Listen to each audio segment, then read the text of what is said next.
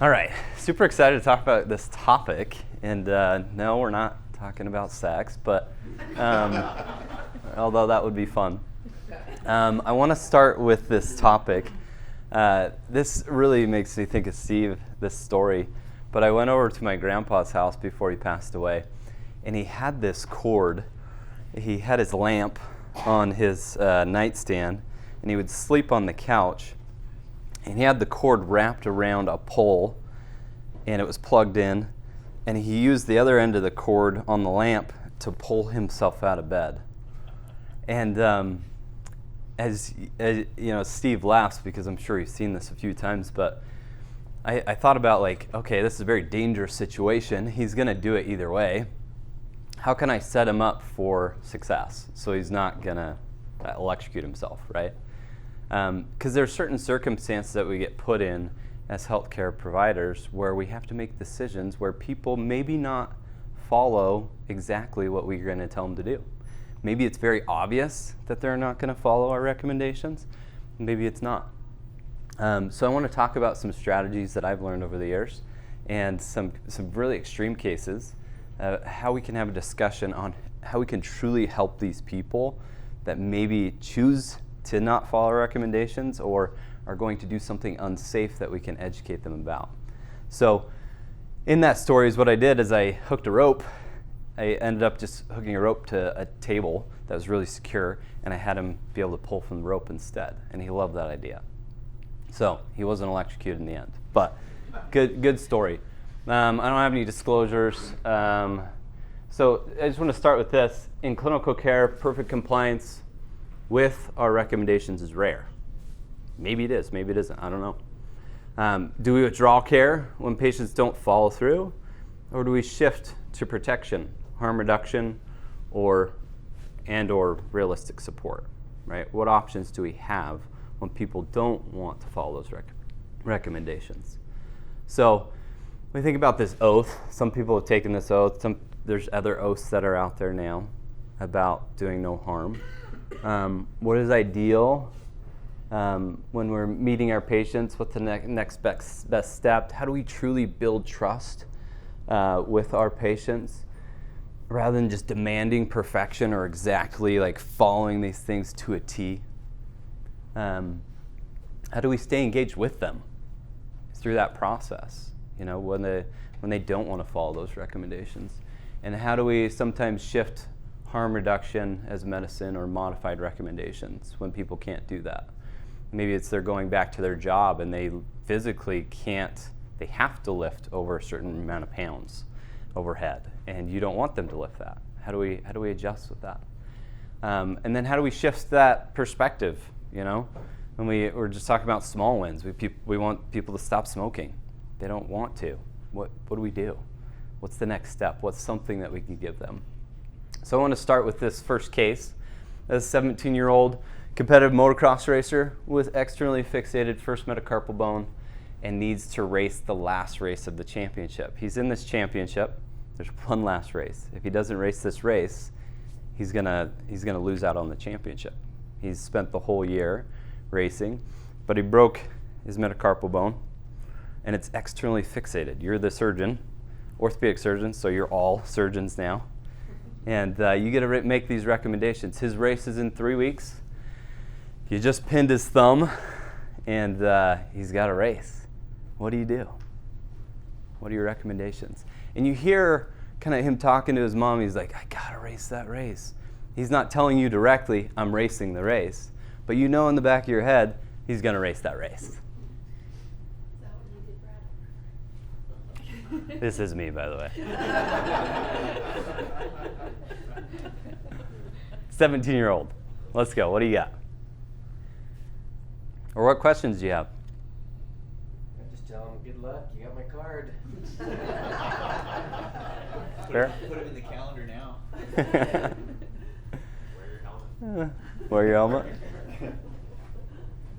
Yeah? I'll show you a picture. This is him.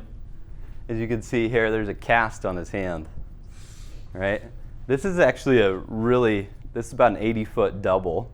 If you know what a double is, it's a hill and then a big gap and then another hill. And this is me racing back when I was 17 years old with an externally fixated hand, so 4 pins in my thumb, and I was holding onto the throttle with my fingertips. I'm not saying this is the best thing in the world. I'm not advising this. But what I loved about this surgeon is, who orthopedic surgeons? Is there any in the room? I don't know if I see anyone.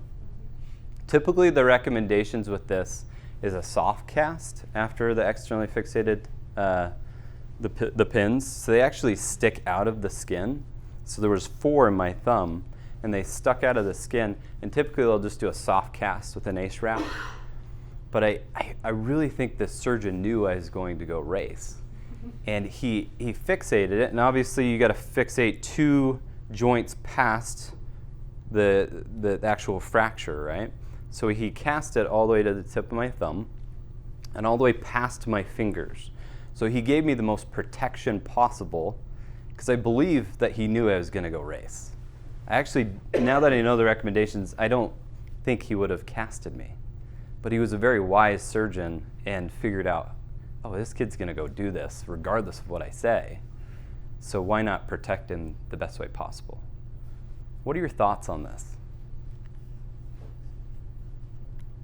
Smart guy. Smart guy? Why? Because he's giving you the best opportunity to have your hand heal successfully despite whatever you might do that could potentially damage it. Yeah, I completely agree. Any other thoughts? I think just thinking big picture that the relationship between a patient and a provider should be much more of a partnership than a dictatorship.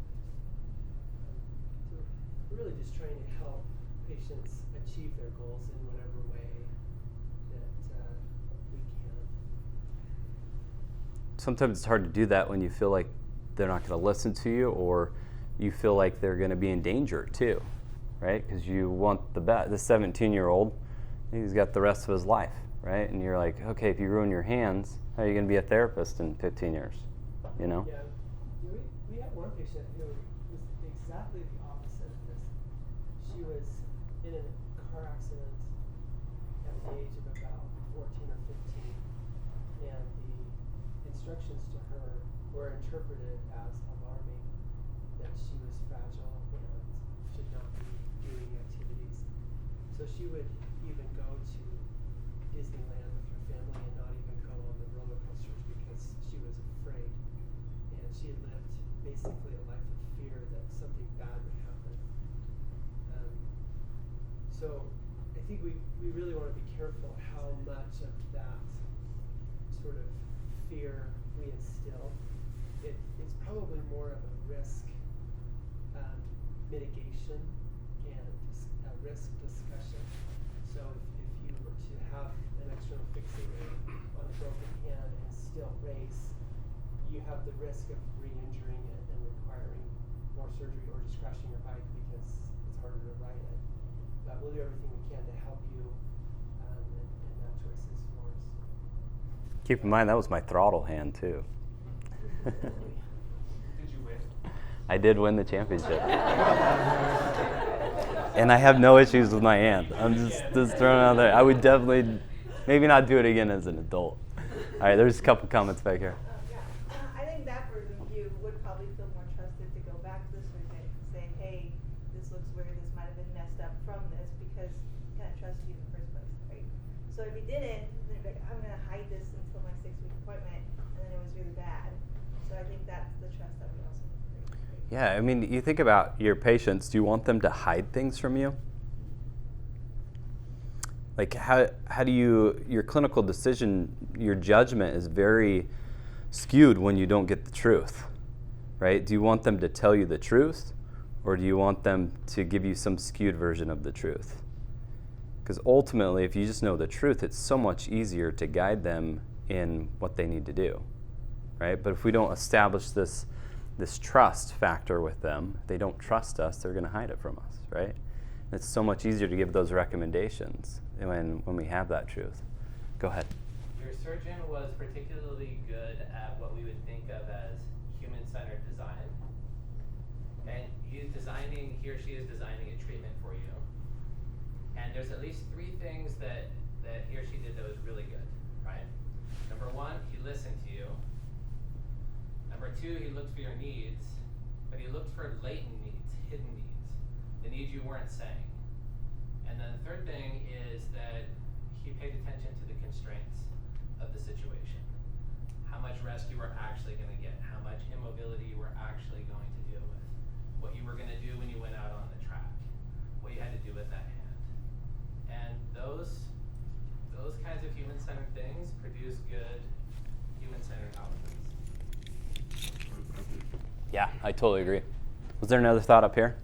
Go ahead, Steve. I just think sometimes you have to give and take a little bit as a provider. You have to let I try to let my patients take an active part in their healing. Meaning I give them the education, they know what there is there, and then they also make educated decisions. People are smart, and we have to let them be smart. Not just that we are the smartest ones and they're not. So I think that it's important to just, make sure. I want my patients to have the education and then go out and make those decisions for themselves, and then have an honest conversation back to me and be like, okay, this didn't work, but what can work? Well, let's talk about some options. Yeah, I love that. A lot of you heard the quote, like, teach people correct principles. Let them figure it out, right? If my surgeon told me, hey, these externally fixated, these pins in your hand are supposed to stay still. If you'd move them and go race motocross with them, it's probably not the best idea, but it's up to you, right? Here are the things that can happen. You can have it. We have to do surgery again, right? I was able to accept those things as a 17-year-old, my undeveloped brain. But long story short, in this case, after my race, the pins were all bent. The hand was perfectly stabilized. So this is something Brandy would do. You know what I mean? Like, go ahead. I like the comment on human-centered design. I just was thinking, I had an experience this summer where I signed up for one of the coaching for nutrition and exercise. And the coach was great when I talked to him. And then there's an app, and you would put in your eating and things into the app. And I was super motivated until I got automatic responses that I was not meeting the expectations on the eating. And I was eating better than I probably had ever eaten in my life, but it wasn't quite to the specifications that were outlined. And so I just quit. And it completely derailed any desire to continue. Now, when I went back and met with them again in person or in a conversation, my motivation returned. So we want to be really careful with what we say automatically without intention, and more focus on that human-centered design, what is intentional and thoughtful and really receptive. Yeah, you think about your story, right? Do we want our patients to quit? It's too hard. I physically cannot do that. Can't meet those things. I've made steps towards that, but I physically can't do it, so therefore I'm going to give up. Ultimately, is that what we hope in our patients, right? So modified recommendations. If a human being came in and said, John, you're doing awesome. You're making steps and progress towards that. Let's make modifications to the app to say you're doing great. Keep it up. You're moving towards the right direction. That would have given you hope and essentially, more motivation to keep going. I love that. I'm going to skip to my 4th case because I want to talk about this is actually my wife and kids. This is not her case, by the way. So a 34-year-old mom who's afraid of getting vaccines, and she believes it will give her kids autism. She refuses to vaccinate them. This is actually a case that the actual clinic actually kicked her out. Like, said, we will not treat you. Tell me how your thoughts are on that. And she actually doesn't go to the doctor at all anymore. None of her kids go to the doctor anymore. She was literally kicked out of the practice, said, don't come back. I don't know how that actually worked, but it happened. But tell me your thoughts, us as providers.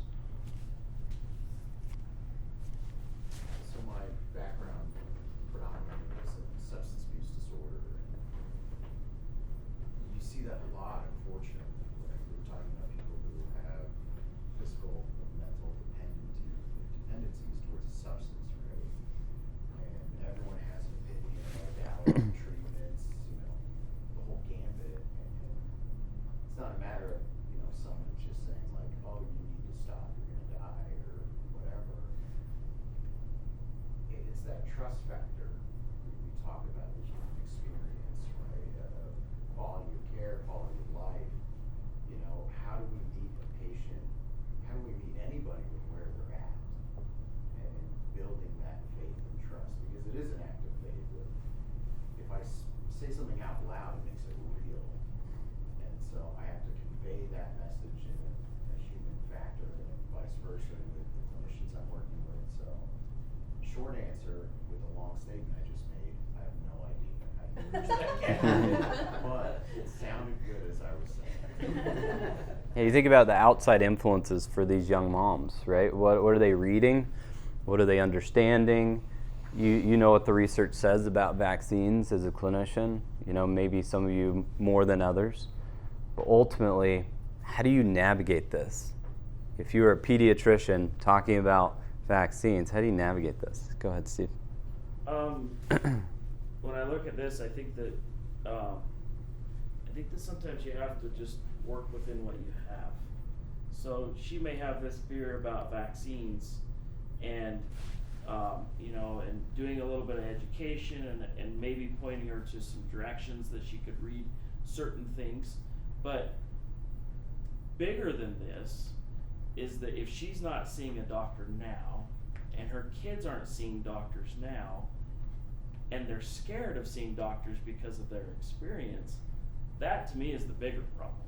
Mm-hmm. Not just the vaccines. The bigger problem is that they're not going to get the help that they need when they actually really need it, and it's going to go further down the line, and then that sets up a generation of not being able to receive the health care that they need.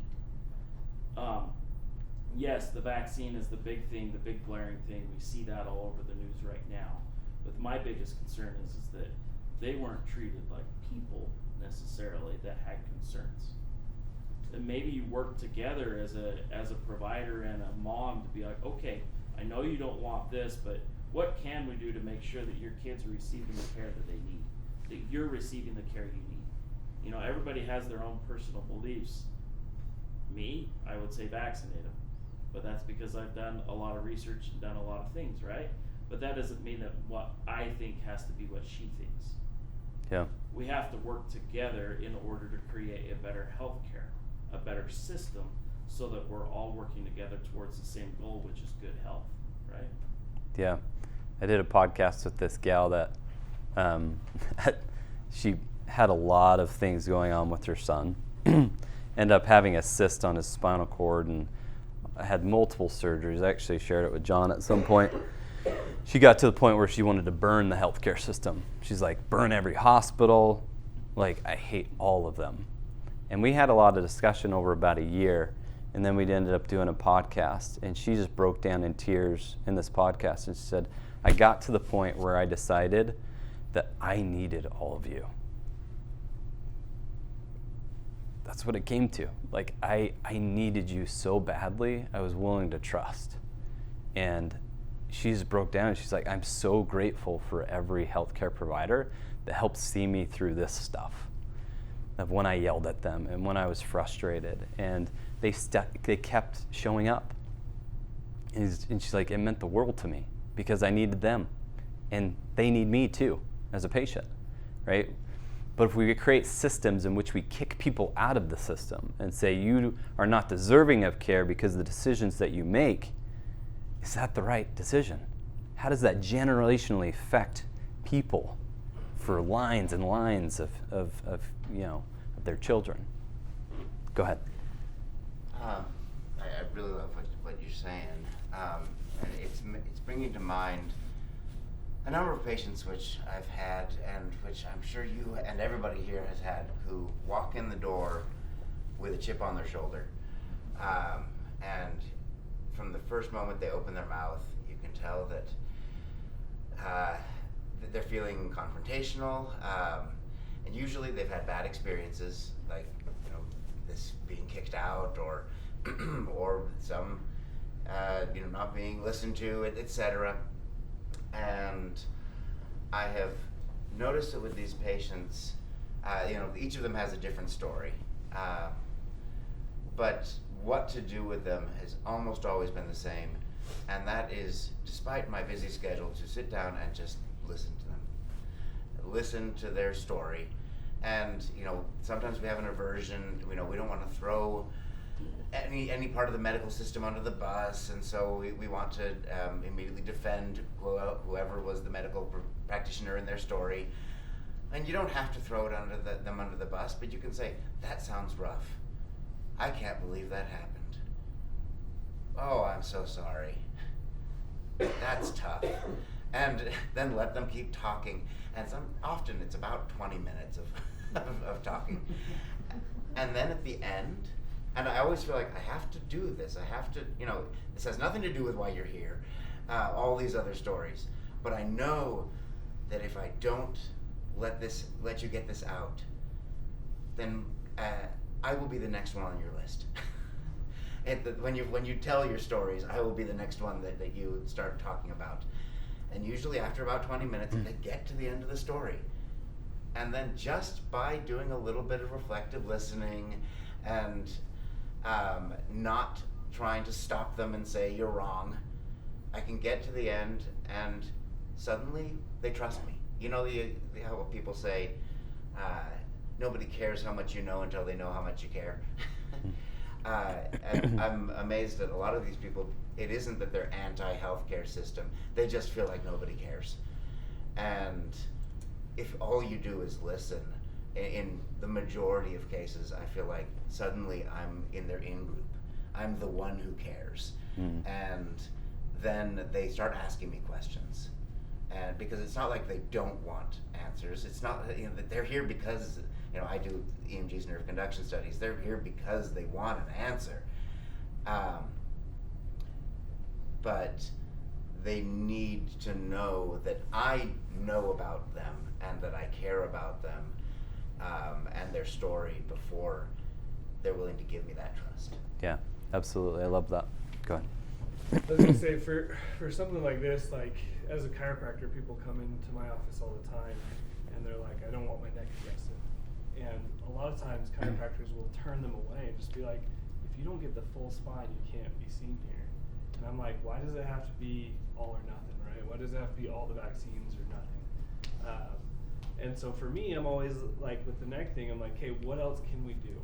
Can we do some soft tissue work? Can we do some mobilizations? Can we do anything other than adjusting that's going to help give relief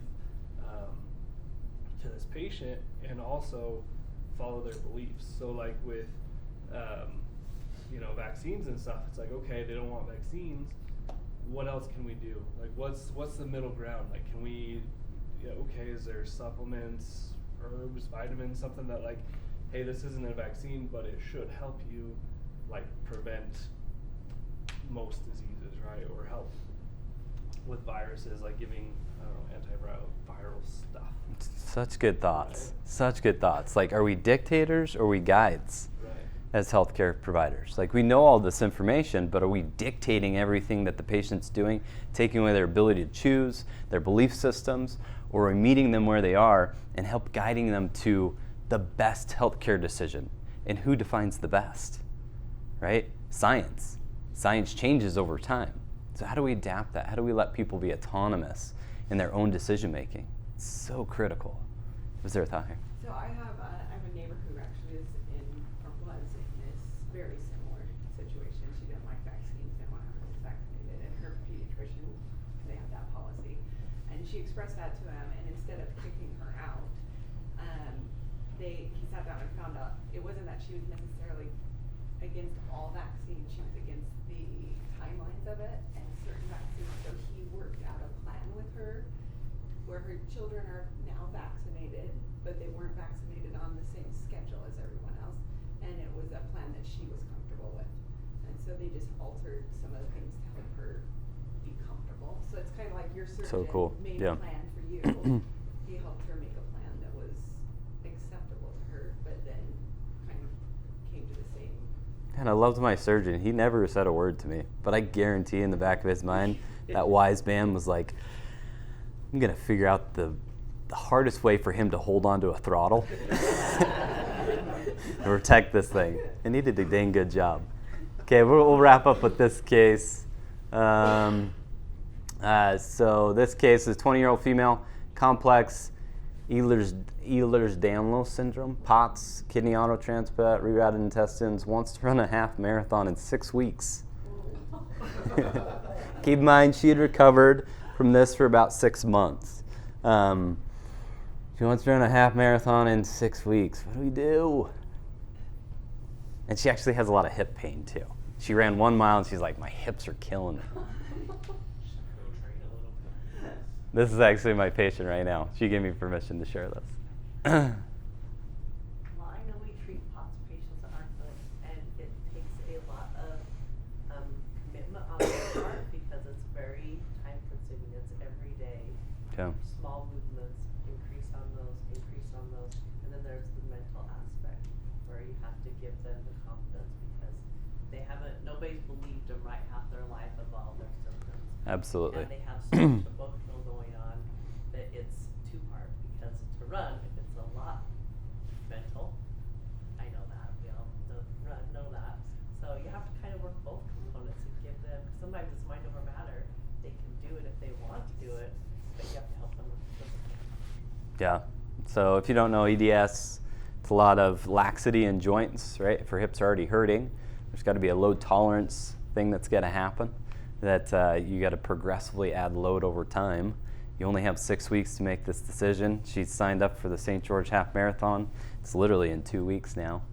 So we're 4 weeks into this plan. I'll just skip to the details here. She texted me this 2 weeks ago. The best morning of my life.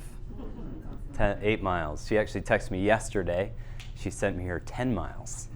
Right? So with this gal, I'm on a text with her every single day, guiding every aspect of her care. I know not all of us have that luxury to where we can be sending messages to our patients every day. This girl also has seized in my clinic, stopped breathing. I literally sternum rubbed her to bring her back. Like it's very severe cases. She called me on with stroke-like symptoms one day, with eye droopiness, literally numbness down her arm, and she was like, what do I do? And when she goes to the emergency room, she's kind of gaslit and just said, yeah, this is just anxiety. So she was heading to the ER. She literally gets unconscious with me when she's on the phone, and I walk her friend through what to do. Get her in a wheelchair. I called the charge nurse, let her know of the situation. I end up calling her physician. Her physician called the on-call doctor. So there's a lot of coordinated care. So this case is really complex, right? And I know there's just so much information behind the scenes, but ultimately people make choices. And we are either here to be a guide or a dictator. Whatever we choose. And it's so important as patients go through this journey that we literally have an opportunity to help them based on our choices. But we have to include them in that. That is what this Many Minds is about, including the patient as well in that decision-making process. We are not making decisions for them. We are making decisions with them. And it's so important that we do that. So as we wrap up, these are just some overall thoughts. Teaching protection is harder than abstinence. It takes creativity, humility, and patience. We have to listen. We have to figure out how to get on the same page with these patients. Abstinence is easy to prescribe, but sometimes it's unrealistic for our patients. And then the true art of healthcare is walking with the patients when they can't or won't walk the ideal path that we think, right? The ideal path is really their path, the path they choose. So as we wrap up today, I hope that we can do that this week and moving forward, is that we think about these patients, we're walking that path with them. We're helping guide them in that decision-making process. Thanks for coming this morning.